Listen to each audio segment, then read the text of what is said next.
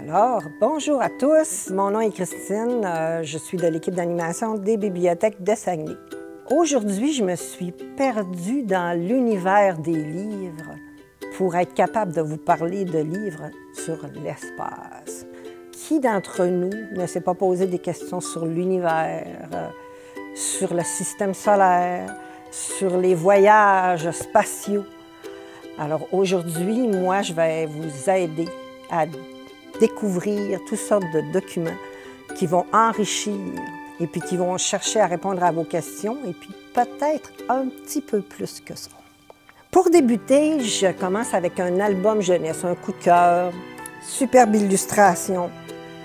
Alors, Si tu viens sur Terre, donc c'est un enfant qui s'adresse à un éventuel voyageur de l'espace, puis qui lui parle de la planète bleue et puis de ses milliards d'habitants, qui lui parle des maisons, qui lui parle des animaux, qui lui parle de la musique, de la peinture, des familles.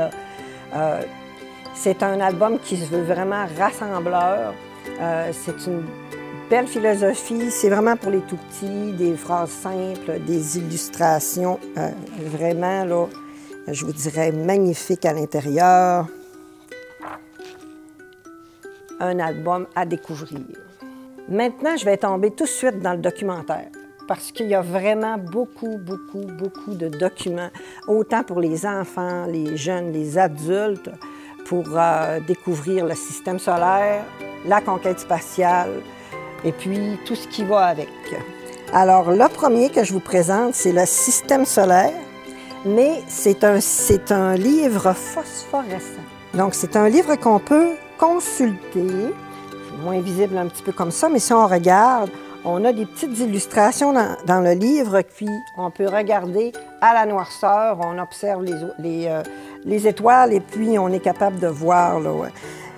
C'est un document qui a de l'âge, mais on peut voir qu'il est sorti souvent, très populaire. Un autre ici, l'histoire de la conquête spatiale, du cadran solaire à l'homme sur Mars.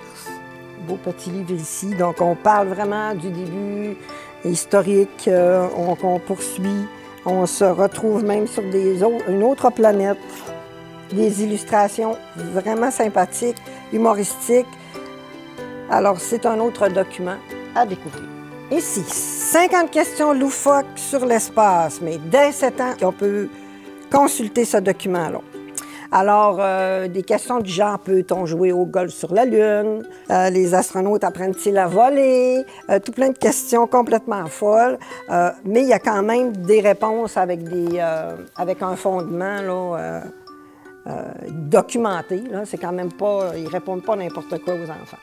Ici, deux petits livres qui sont pratiquement dans la même collection. Alors ici, on a Station spatiale.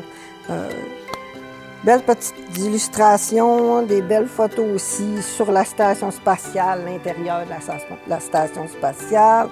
Et puis ici, on a 100 informations à connaître sur la conquête spatiale. Toujours le même type de document avec le même type d'illustration. Ici, un beau livre vraiment, Cosmos. Alors, quand notre espace, l'espace, bien sûr, les cieux, prennent vie. Alors, on plonge dans des magnifiques fenêtres comme ça, avec partout des petites portes qui s'ouvrent avec des informations supplémentaires. Un beau livre à faire découvrir aux plus petits. Alors, sommes-nous seuls dans l'univers? Un autre livre qui veut répondre à nos questions, toujours sur forme de petites chroniques, là, ici, avec des superbes illustrations aussi. Alors, on voyage là, dans l'espace, puis on va apprendre si on est tout seul ou non. Une encyclopédie ici, vraiment extraordinaire. Sais-tu pourquoi? C'est les éditions MD, c'est fait au Québec, à Montréal, à vrai dire. C'est vraiment bien fait. On a à l'intérieur des petites chroniques comme ça. On a des vrais ou faux. On a des petites informations supplémentaires. Il y a un lexique à la fin, un glossaire, vraiment complet comme documentaire si vous avez un choix à faire éventuellement pour un jeune.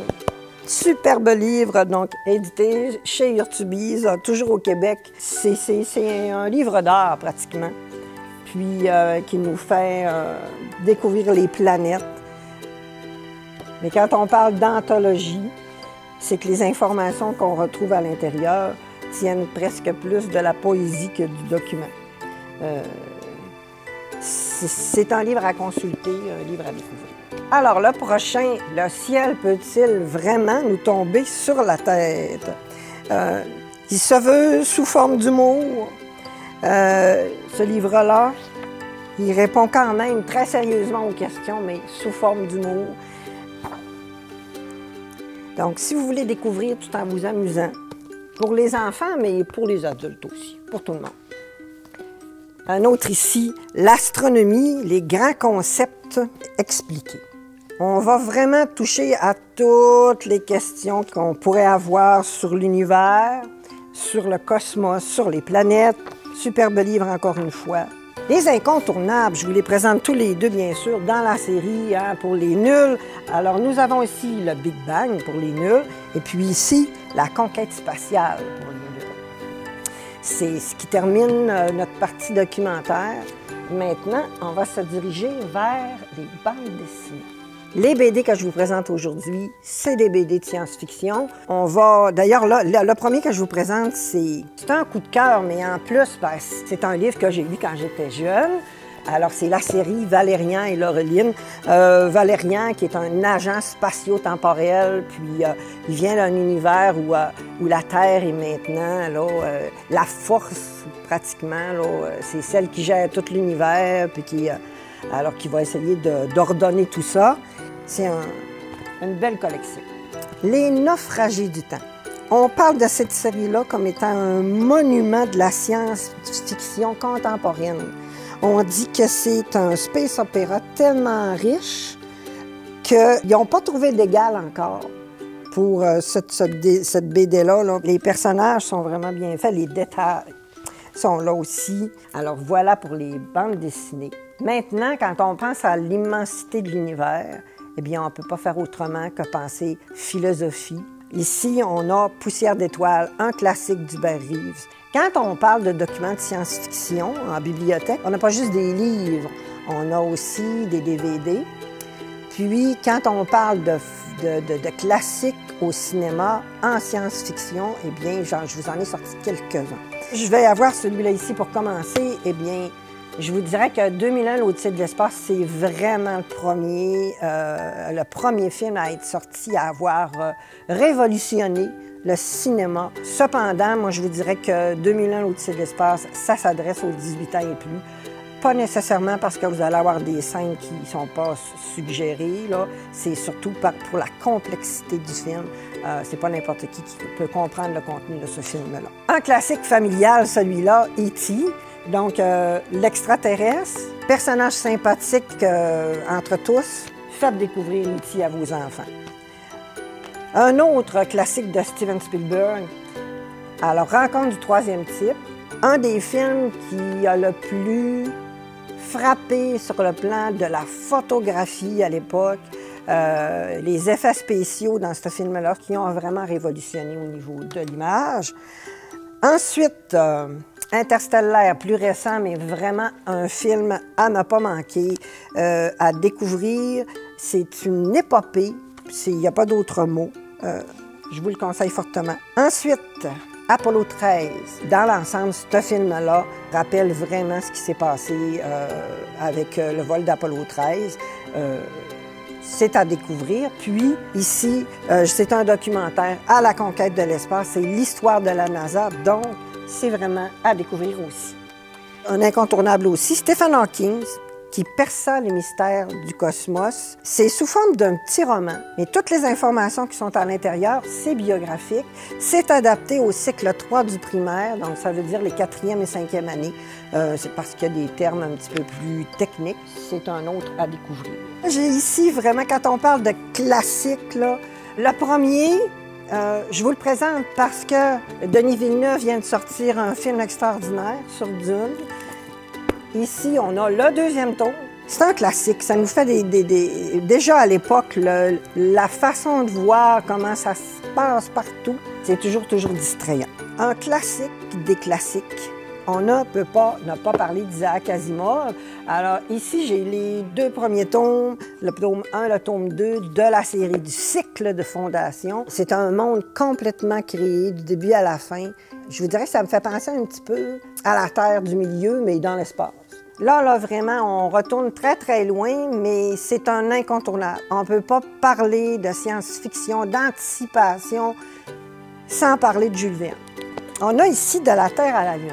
Quand c'est arrivé pour écrire De la Terre à la Lune, il est allé plus dans une histoire qui se veut humoristique. C'est à l'aide d'un canon qu'ils vont envoyer leurs cosmonautes autour de la Lune. Pour terminer ma présentation d'aujourd'hui, on va aller avec une bande dessinée pour adultes parce que je trouvais que la bande dessinée était vraiment...